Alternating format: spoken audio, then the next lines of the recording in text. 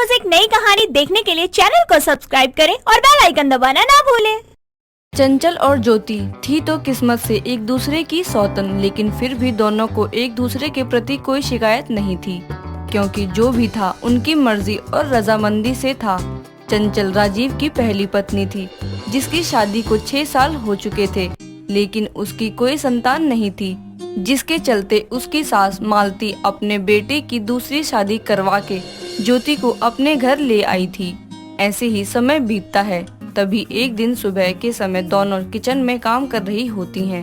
तभी मालती अपनी दोनों बहुओं को बुलाकर कहती है, मैंने तुम दोनों को इसलिए बुलाया है कि ताकि तुम्हारे काम बता सकूं, क्योंकि तुम दोनों आपस में ही खुसुर पुसुर करती रहती हो। तुम्हें देखकर कौन कहेगा कि तुम दोनों एक दूसरे की सौतन हो। माँ जी, मुझे कभी एहसास ही नहीं होता कि ज्योति मेरी सौतन है। और दूसरी बात, सौतन हम लोग अपनी किस्मत से बने हैं, इसमें हम दोनों में से किसी का भी दोष नहीं है, तो हम किस बात पर एक दूसरे से लड़े। माँ जी, वैसे आपको तो खुश होना चाहिए।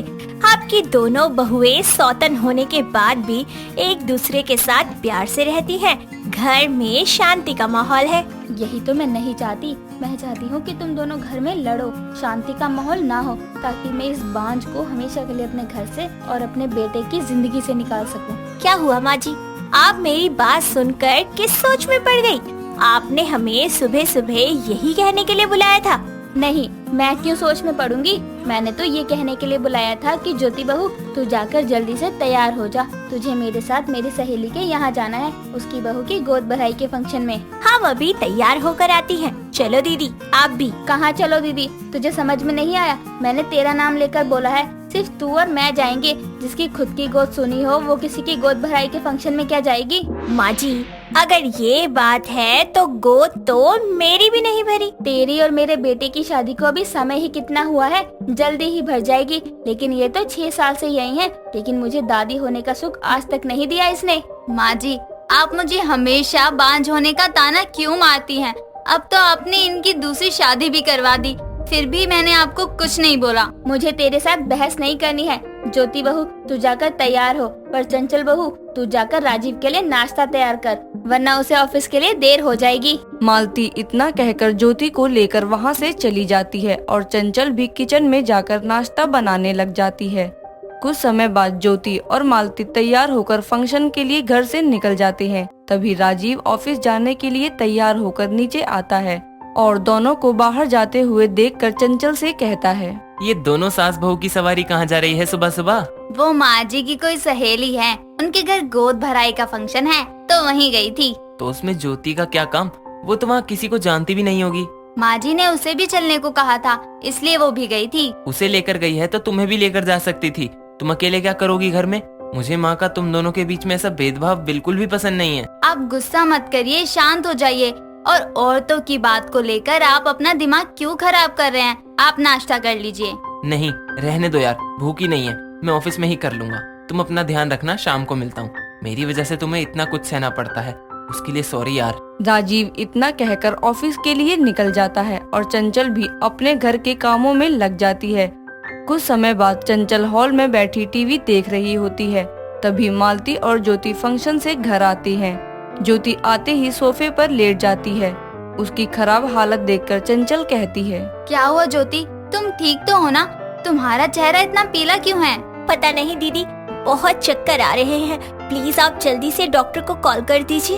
इतनी छोटी बात के लिए डॉक्टर को क्या बुलाना? बाहर गर्मी हो रही है, इसलिए चक्कर आ रहे होंगे। माँ जी, फिर भी आगे कोई ज्यादा प्रॉब्लम ना हो, इसलिए हमें डॉक्टर को बुला लेना चाहिए। ठीक है, अगर तुम्हें यही लगता है तो बुला लेते हैं। मालती इतना कहकर डॉक्टर को कॉल करके घर बुलाती है।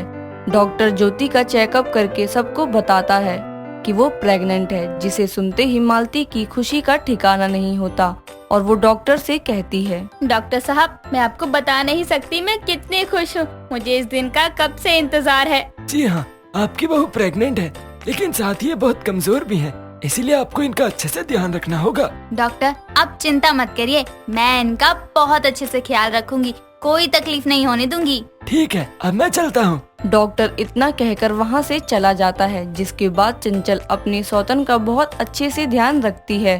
उसको किसी चीज की कोई परेशानी नहीं होने देती थी। ऐसे ही समय गुजरता है। और देखते ही देखते 9 महीने गुजर जाते हैं। तभी एक दिन रात के समय सभी लोग एक साथ बैठकर डिनर कर रहे होते हैं। तभी अचानक ज्योति के पेट में दर्द शुरू हो जाता है और सभी लोग उसे जल्दी से हॉस्पिटल लेकर जाते हैं, जहां वो एक नहीं बल्कि 2 जुड़वा बेटियों को जन्म देती है, जिसे देखकर सभी लोग बहुत खुश हो जाते हैं।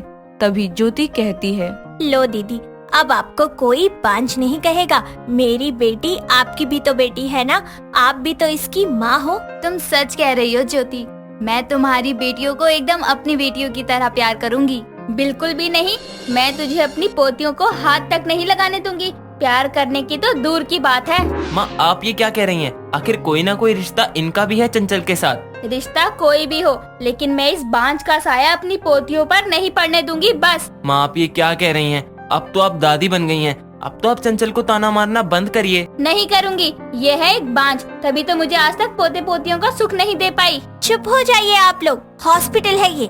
ज्योति के कहने पर सभी चुप हो जाते हैं और कुछ समय बाद ज्योति को हॉस्पिटल से लेकर घर आ जाते हैं। ऐसे ही कुछ समय और गुजरता है, लेकिन मालती चंचल को अपनी पोतियों को हाथ तक नहीं लगाने देती थी। उसके सामने आते ही वो उन्हें छुपा लिया करती थी। ऐसे ही थोड़ा समय और बीतता है। तभी एक दिन ज्योति अपनी दोनों बेटियों को सोफे पर लेटा देती है और फोन पर बात करने लग जाती है। दोनों ही सोफे से गिरने ही वाली होती हैं कि तभी चंचल की नजर उन पर पड़ जाती है और वो भागकर उन्हें पकड़ते हुए गुस्से में ज्योति से कहती है, इतना भी फोन पर क्या बिजी होना कि अपने बच्चे का होश भी नहीं। अभी ये दोनों गिर जाती तो। दीदी, आपके होते हुए इनको कुछ नहीं हो सकता। माँ जी, आपको इन्हें देखने नहीं देती हैं। मैंने तो सोचा इसी बहाने आप इन्हें उठाएंगी तो। देखो ज्योति, वो भी अपनी जगह ठीक है। अगर मैं बांझ नहीं होती, उन्हें दादी का सुख दे पाती, तो शायद ये सब होता ही नहीं जो आज हो रहा है मेरे साथ। दीदी, आप गलत कह रही हैं। माँ जी की सिर्फ सोच पुरानी है और कुछ नहीं।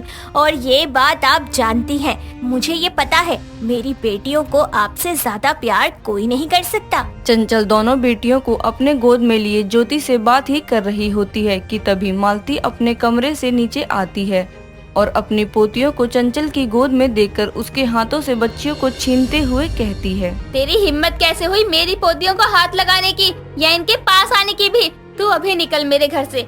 तू यहाँ रहेगी तो इनके पास आने की कोशिश करती ही रहेगी। बस करिए माँ जी, आप इन्हें कितना सुनाएंगी। इन्होंने मेरी बेटियों को सोफे से गिरने से बचाया है, इसीलिए वो उनके हाथ में थी। आप हमेशा उनको ताने मारती हैं, उनके सौतन होने के भी। लो, आज उन्होंने मेरी बेटी की जान बचाई है और अब मैं एक और शब्द नहीं सुनूंगी उनके खिलाफ आपके मुंह से।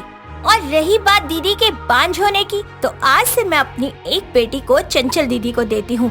अब उसे वही पालेंगी। ज्योति इतना कहकर अपनी एक बेटी को चंचल की गोद में डाल देती है। ये सब देखकर मालती को भी अपनी गलती का एहसास होता है और वो चंचल से माफी मांगती है, जिसके बाद वो दोबारा कभी चंचल को बांझ होने का ताना नहीं मारती है। दोस्तों, अगर आपको ये कहानी पसंद आई तो इसे लाइक करें, शेयर करें और कमेंट करके बताएं कि कहानी में आपको सबसे अच्छा क्या लगा।